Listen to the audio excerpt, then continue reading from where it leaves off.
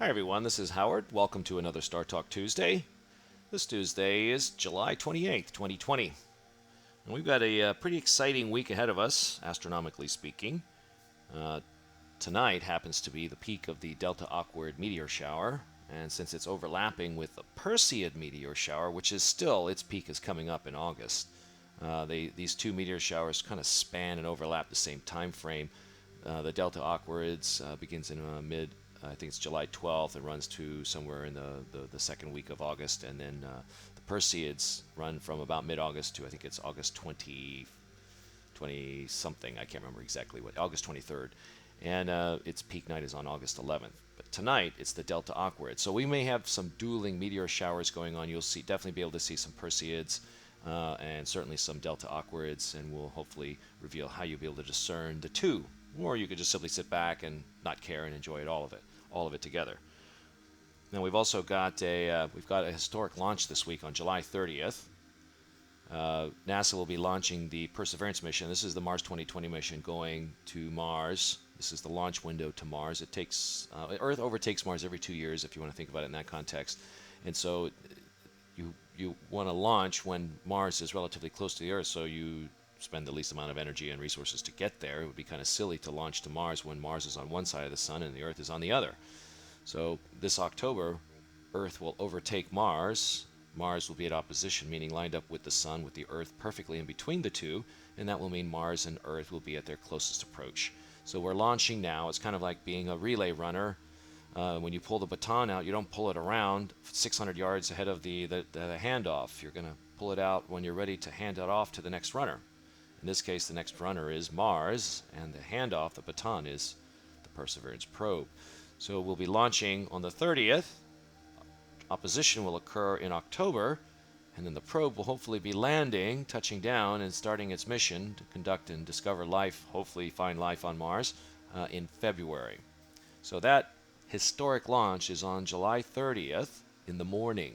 Now, if all goes according to schedule, should launch at around 7:50 in the morning. So I want to quickly point out that where to look in the sky, hopefully, because sometimes you can see launches from this side of the coast. I know this for a fact. We've seen space shuttle launches and other SpaceX launches, certainly from this coast, but the conditions have to be ideal, and we may find a little bit of a challenge looking into the eastern sky early in the morning. Now, we've also got a shadow transit, meaning one of the moons of Jupiter, in particular Io, will be passing in front of Jupiter between Jupiter and the Sun, leaving its shadow. It also will occur while the red spot is out. That'll be on July 31st, on the evening of, and that will look absolutely fantastic for our telescopic observers. All right, let's go ahead and get started. So, July 28th. Let's go ahead and actually let's for the moment, let's just, because this is a sort of just a directional thing. I want to show you on July 30th which way to look. So I'm going to just change the date here for a moment. We're going to change this to the 30th and go back in time. And the broadcasts begin around 7 o'clock. But the launch is supposed to be at 7:50. So let's bring this up to 7:50. And I already can see right out of there, out of the east, I can see something's going to be a major complication for those of us that wish to watch the launch. So let's give them 5 extra minutes. Let's say at 7:55, somewhere in this general vicinity. We're going to look, because we're on the west coast of Florida here. Now, I am obligated to mention this.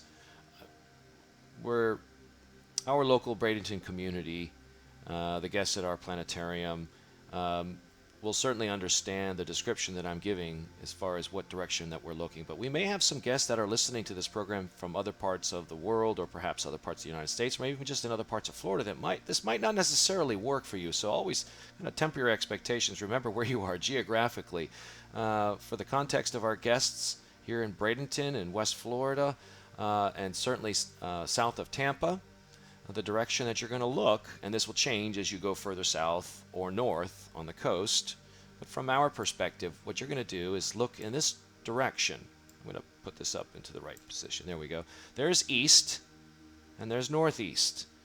And the direction you want to look to see the launches, Canaveral, will be somewhere in between. What they would say is east-northeast. East-northeast is somewhere between east and northeast, about halfway.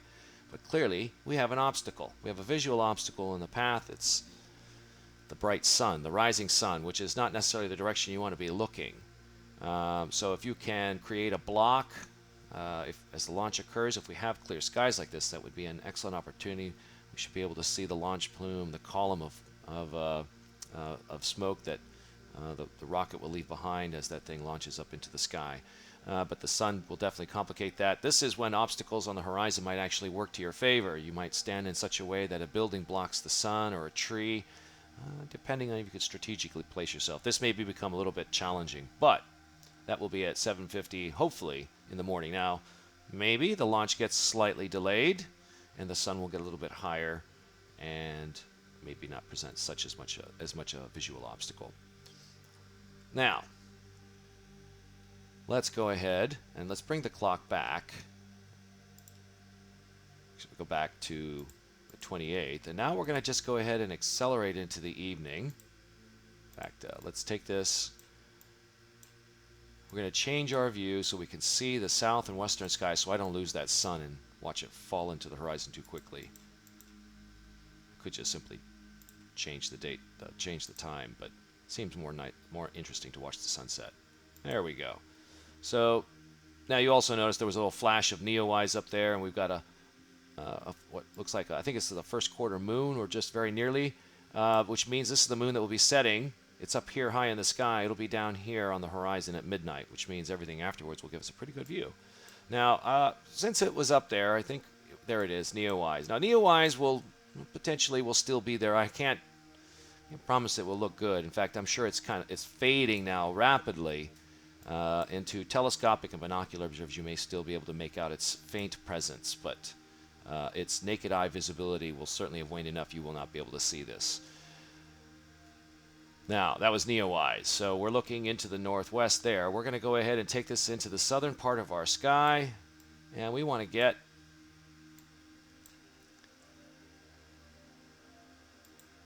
to the latter part of the evening. So we're going to go ahead, and there's Jupiter and Saturn, and this is on the evening of the 28th. Remember, the shadow transit's on the 31st, so we'll be revisiting this part of the sky. But there are the Aquarids, and we're going to get this up fairly high in the sky. Let's bring this up to right around 3:30. There we go. I know some of you, your eyeballs just got really big and said, 3:30? Does this guy think, is he crazy? I'm not getting up at 3:30. Yeah, I know it's a bit of a challenge, even for me, and I'm a zealot. I love these things, and I know it can be a bit of a challenge, but what we've got going on, assuming that the weather is nice, we've got a beautiful view of planets in the sky, Jupiter and Saturn. We have the Aquarids going on. Now, of course, when you turn on the meteor shower labels, it turns them all on, whether or not it's actually at the appropriate time, so you can see all these extra ones up there. The Aquarids are over here, and as we change the view into the northern part of the sky, there's the Perseids. Now, what I want you to think about is that these little markers here look like bright stars with little lines sticking out of them. I want you to think of that as sort of the center of a wheel, like a bicycle with lots of spokes. This is what they call the radiant. And we'll put up some, where are the boundaries? There we go, the boundaries. So this is the constellation of Perseus here. I can put the artwork up so you can see it. There's Perseus. And the artwork, of course, is what we kind of see in the sky, but it actually has a constellation of boundaries, places in the sky that are actually mapped out. So we'll get rid of the artwork so you can just see the boundaries. And you understand, well, we call it the Perseids because it appears to originate in the constellation of Perseus. So meaning that you're going to see a streak of light that is associated with the Perseid meteor shower. Then you might see a streak over here, or a streak over here, or a streak over here. The point being is if you trace their lines back, they would all appear to originate from this place in the sky. It's sort of giving the direction of the Earth's motion in space. It's like seeing the driving rain as you drive into it in a car. The meteors in the sky of meteor showers belie the Earth's motion. So as you're looking at the Perseids, it's because the Earth is flying through the cometary debris of Swift-Tuttle, and you're seeing the debris field as it enters the Earth's atmosphere like bugs on your windshield, like love bugs. We call those the meteor showers. Now, the direction of those streaks will indicate which one they are. Remember, we got dueling meteor showers tonight. So we have the Perseids over here. Oh, we got to go in the other direction. We're going to go to the south. This way, it's shorter this way. And then there's the Delta Aquarids. So let's pull this out far enough. This is a really strange view. So what you'll see, you might see a streak over here going this way. Well, that would be a Perseid. But if you see a streak over here going this way, it's not going to be a Perseid. It's going to be a Delta Aquarid. Now, on the peak night of the Delta Aquarid, you're going to probably see about 20 per hour. And they're generally, even on their peak night, they're fainter than the Perseids. The Perseids seem to appear much brighter in the sky, and the Delta Aquarid is a little bit fainter. So there might be a visual connection. You also see that not just in direction, you'll see in their brightness quality another indicator to tell you whether you're looking at Perseids or Southern Aquarids, Delta Aquarids. This would be an interesting night to see meteor showers. I've actually never done this myself, so I'm going to see what it looks like. Hopefully, because the Perseids this year is going to be on a terrible night, maybe we can have more fun seeing two overlapping meteor showers than the best night of the Perseids on August 11th. And of course, sitting in the middle of this all is Mars, the planet. Let's actually take a look.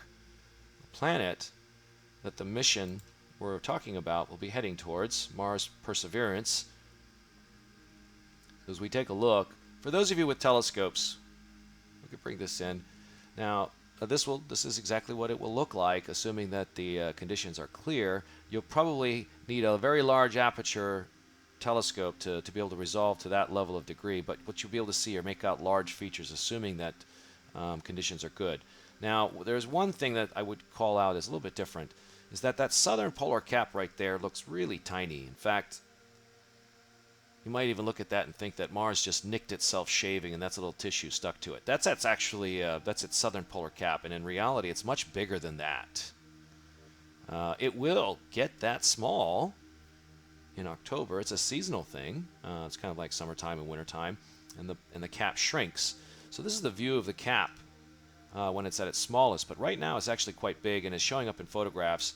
In a visual sense, you'll probably just be able to make out a hint of that whiteness as sort of a white smudge in an otherwise orangey blob with dark complexioned areas around it. That's what you'll see observationally, assuming the weather and conditions are good for you. Okay, let's bring that view back out. Treasure trove of things in the sky. And we're going to take this to July 31st, which is actually in the future. That's 2 days in the future, but we want to go backward in time because it's 3:40 in the morning. So I'm going to do that first. Let's go backward in time, and I'm not going to make the Earth spin around multiple times. We'll just cheat and click to the day. So I'm going to bring this back to somewhere around just after sunset on the evening of the 31st. Now, I don't want to go too fast. Number one, I'll end up missing, and I'll probably make everyone dizzy. Get rid of those boundary lines. And here we go. So right before 9 o'clock. Here we go. So this is right as the sun is set. This is 10 minutes to 9 o'clock on the evening. Oh, we're on the 28th. We need to change this to the 31st. There we go. So now the challenge is, of course, we've got a waxing gibbous moon here. Now the moon will wreck anything you want to see in this part of the sky that may be faint and celestial way off in distant space. But Jupiter and Saturn, they're pretty bright in their own right, and I think that you won't suffer any observational challenges by having the moon nearby. If you were trying to look at the faint nebulas in the background, then yes, definitely. So what we've got here is a waxing gibbous phase. It's getting bigger. We're on our way to a full moon. But it's right about now, as we take a look at Jupiter. Now remember, this is on the evening of the 31st. This is 10 minutes to 9. And you'll need a telescope to see this, at least at this stage. With a fairly large pair of binoculars, you might just barely be able to make out the shadow, just as a point of contrast, but you won't be able to make out any features. This is truly a telescopic target. So, as we zoom in, I'm going to cheat and take this just for the sake of enjoying the view. There's Io. There's the moon. We're starting the view right after the sun has gone down, so it's still fairly light, but Jupiter will be visible in the sky and is rising up out of the east, and it's high enough above the tree line that you should be able to see this. And it kind of leads into what's happening next. And this is why I love Jupiter, because it's so dynamic. It's like watching, you could stick a seed in the ground, pour water on it, and watch that plant grow. It's like watching a time lapse of something grow. Jupiter rotates so fast. We're going to, in the course of this early part of the evening, we're going to watch that great red spot. There it is, right there. We're going to watch that thing come into view as we have a shadow chasing a moon across the face of Jupiter. So let's go ahead and add some time. There we go. Time's just clicking by, and that's just minutes. I say a minute is going by every second and a half or so. And so you can see Jupiter does the fastest of all the planets in the solar system. It rotates the most rapidly. Jupiter has a day, or rotates once on its axis, in about 10 hours. So I know as an astro imager, as I look at Jupiter, the rule of thumb is you generally don't try to expose longer than 30 seconds, because in that time frame, Jupiter is turning and rotating, and depending on how highly resolved you are, you could be smudging and blurring your image.